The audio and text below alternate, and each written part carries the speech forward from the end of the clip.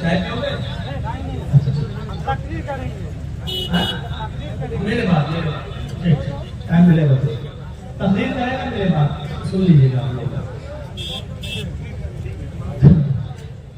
سنیے میرے بھائی، میں عرض یہ کر رہا تھا کہ انسان اتنی آسانی کے ساتھ بھولتا ہے اس چیز کو. جب موت، لیکن اللہ کے نبی صلی اللہ علیہ وسلم نے مصیبت کی ایک دعا سکھلائی ہے بخاری شریف کی حدیث کے مطابق. نبی صلی اللہ علیہ وسلم نے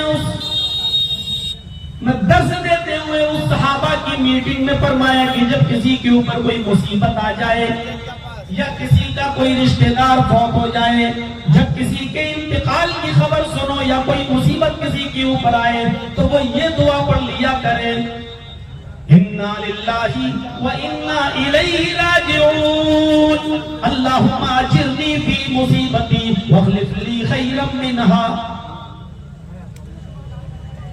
اے اللہ، انا للہ کے لیے اللہ ہی کی طرف سے ہے، و انا الیہ راجعون، اور ہم سب کو اسی کی طرف پلٹ کر جانا ہے، ہم سب کو اللہ ہی کی طرف لوٹ کر جانا ہے. اس کے بعد دعا کے جملوں پر غور کیجئے گا. اللہم اجرنی فی مصیبتی، اے اللہ جو میرے اوپر مصیبتوں کا پہاڑ ٹوٹا ہے اس میں مجھے بہتر اجر عطا فرما، اس میں مجھے بہترین بدلہ عطا فرما، واخلف لی خیرا منہا، اور مجھے اس سے بہتر بدل عطا فرما، اس سے اچھا بدل مجھے عطا فرما. حضرت ابو سلمہ رضی اللہ تعالیٰ عنہ فرماتے ہیں اس دعا کو میں نے نبی اکرم سے سنا، پھر وہ اپنے گھر آئے. ام سلمہ اس حدیث کی راویہ ہیں، فرماتی ہیں کہ میرے شوہر جب میرے گھر پہ آئے تو انہوں نے مجھے بھی یہ دعا بتائی. کہا کیا ہے ام سلمہ، اللہ کے نبی صلی اللہ علیہ وسلم نے آج مجھے سب کو کے سامنے ایک دعا پڑھ کے بتائی ہے. وہ دعا یہ ہے کہ جب کسی کے اوپر کوئی مصیبت آ جائے، مصیبت ٹوٹ پڑے تو اس کو یہ دعا پڑھنا چاہیے، انا للہ و انا الیہ راجعون، اللہم اجرنی فی مصیبتی واخلف لی خیرا منہا. حضرت ام سلمہ کہتی ہیں میرے شوہر نے جب مجھے یہ دعا بتلائی تو یہ دعا میں نے یاد کر لی. اب دیکھیے دعا کا اثر کیا ہوتا ہے. میں نے اس دعا کو یاد کر لیا، یہ دعا میں نے یاد کر لی. پھر کسی حادثے میں کچھ سالوں کے بعد پھر کسی حادثے میں میرے شوہر کا انتقال ہو گیا. ابو سلمہ اس دنیا سے رخصت ہو گیا. ابو سلمہ کا انتقال ہو گیا، اور انتقال کی خبر جب ام سلمہ کو پتا چلی، ان کے کانوں تک خبر آئی کہ آپ کے شوہر ابو سلمہ انتقال فرما گئے، تو حضرت ام سلمہ نے یہی دعا پڑھی، انا للہ و انا الیہ راجعون، اللہم اجرنی فی مصیبتی واخلف لی خیرا منہا. ام سلمہ فرماتی ہیں کہ میرے شوہر کا انتقال میرے لیے پہاڑ بن کر گزرا. میں ان کی یادوں میں کھوئی ہوئی رہتی تھی، اور جب بھی مجھے ان کی یاد آتی تھی تو میں یہی دعا پڑھ لیا کرتی تھی، انا للہ و انا الیہ راجعون، اللہم اجرنی فی مصیبتی واخلف لی خیرا منہا. کبھی کبھی میں سوچتی تھی یہ کیسی دعا ہے جس میں اللہ تعالیٰ اللہ کے نبی یہ فرما رہے ہیں کہ اے اللہ مجھے اس مصیبت میں اجر عطا فرما، واخلف لی خیرا منہا، اور مجھے بہترین بدل عطا فرما، مجھے اس سے بہتر عطا فرما جو تو نے مجھ سے چھینا ہے. بیٹھا ہے تو بیٹھا ہے، شور کرے گا تو دیکھا جائے. تو ام سلمہ کہتی ہیں کہ مجھے عجیب لگتا تھا، یہ دعا عجیب ہے.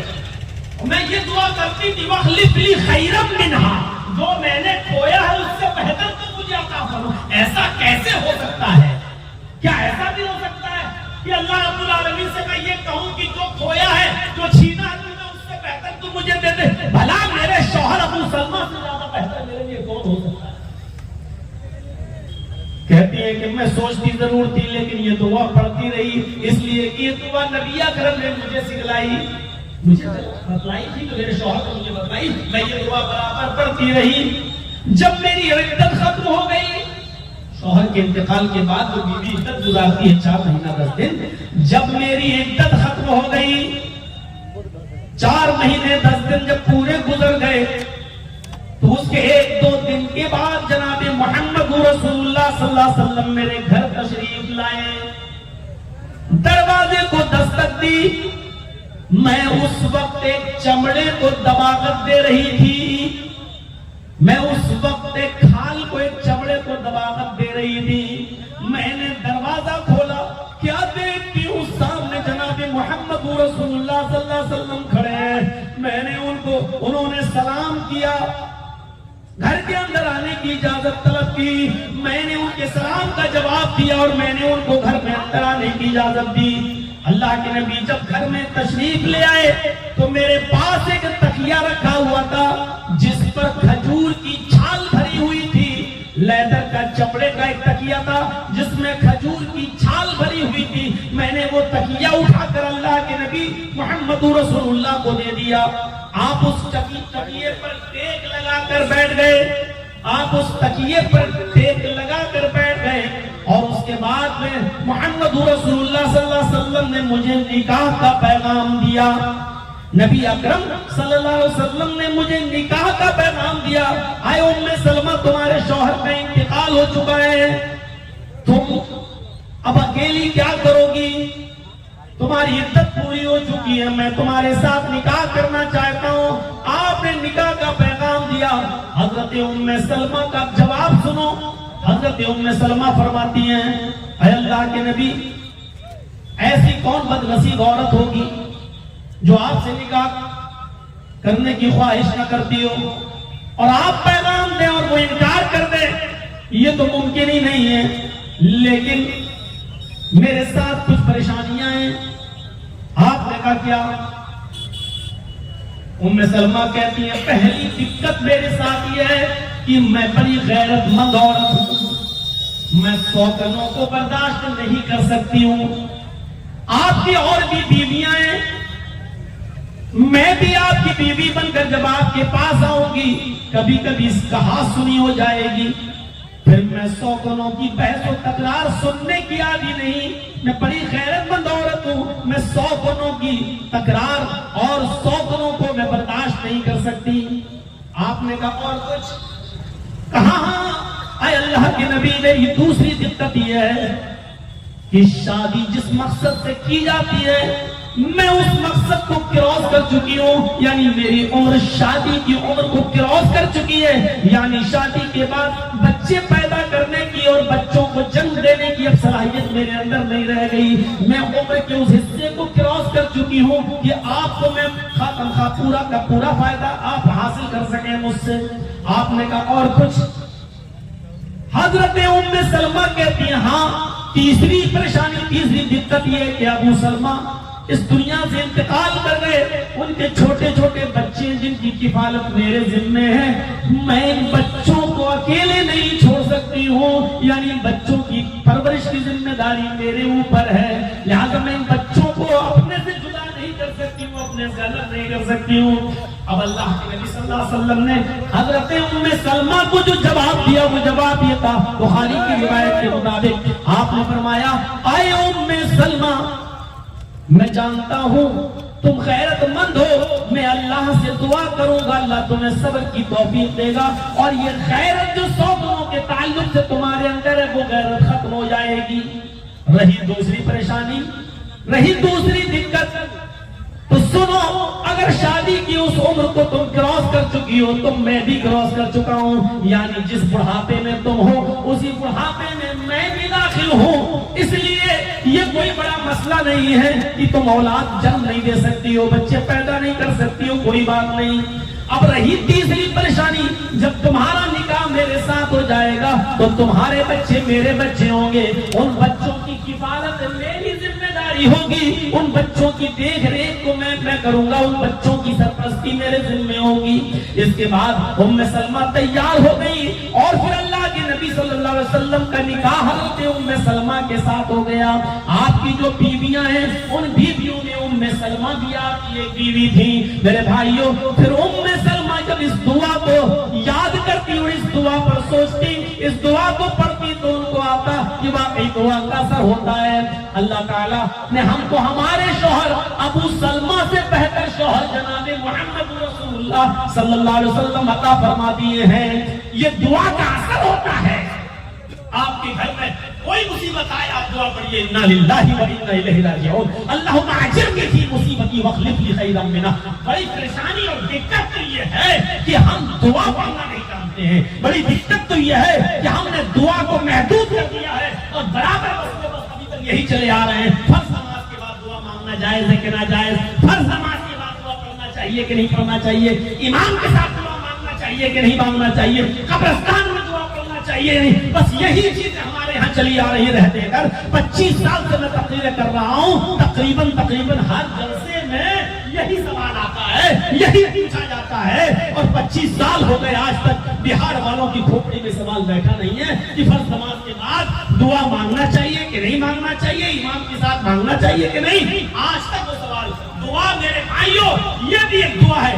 بتائیے اس مصیبت میں کسی کے انتقال کے بعد آپ یہ دعا پڑھتے ہیں؟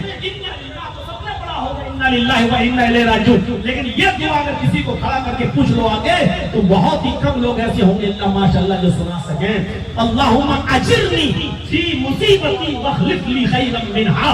ایک ٹکڑا ہے، ایک ٹکڑا یاد کرنے میں 5 منٹ سے زیادہ کا ٹائم نہیں لگے گا اگر کوئی یاد کرنا چاہے تو، لیکن نہیں یاد کرے گا۔ میرے بھائیوں ذرا غور کرو کہ دعا کے کیا اثرات انسانی زندگی پر پڑتے ہیں۔ حضرت ام سلمہ کہتی ہیں کہ جب میں یہ دعا کرتی تھی تو سوچتی تھی بھلا ایسا کیسے ہو سکتا ہے کہ مجھے جو کھویا ہے میں نے ابو سلمہ اور اس سے بہتر مجھے مل جائے، یہ کیسے ہو سکتا ہے؟ اور جب اللہ کے رسول سے نکاح ہو گیا تو کہتی ہیں واقعی دعا کا اثر ہوتا ہے۔ اللہ تعالیٰ نے مجھے میرے شوہر سے بہتر شوہر جناب محمد رسول اللہ صلی اللہ علیہ وسلم کی مجھے بیوی بنا دیا اور محمد رسول اللہ کو میرا شوہر بنا دیا۔ یہاں سے ہم سوچیں دعا کے اثرات کیا ہوتے ہیں ہماری زندگی میں۔ پھر لوگ مولانا صاحب آپ کو دعا کرنے کو بول رہے ہیں اور پھر منع کرتے ہیں کہ بہت سے لوگ پھر وہی سمجھنے کی کوشش کریے۔ آپ جہاں جو دعا پڑھی جاتی ہے وہاں وہ دعا پڑھیے، آپ کو کوئی نہیں روکتا ہے۔ تو دعا کے اثرات ہوتے ہیں انسانی زندگی پر۔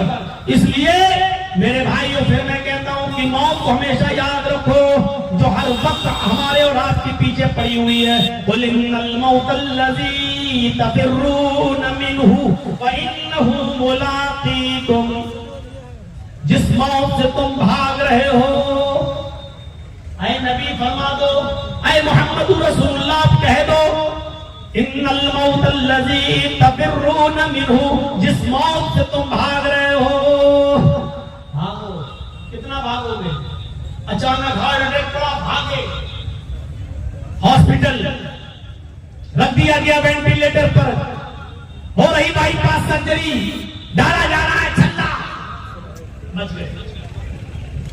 پھر کچھ ہوا، پھر بھاگ گئے۔ بھاگنے کی کئی شکلیں ہیں، ابھی دیکھا آپ نے ایک آدمی نے اپنے ہارٹ کا آپریشن کرایا تھا کویت میں،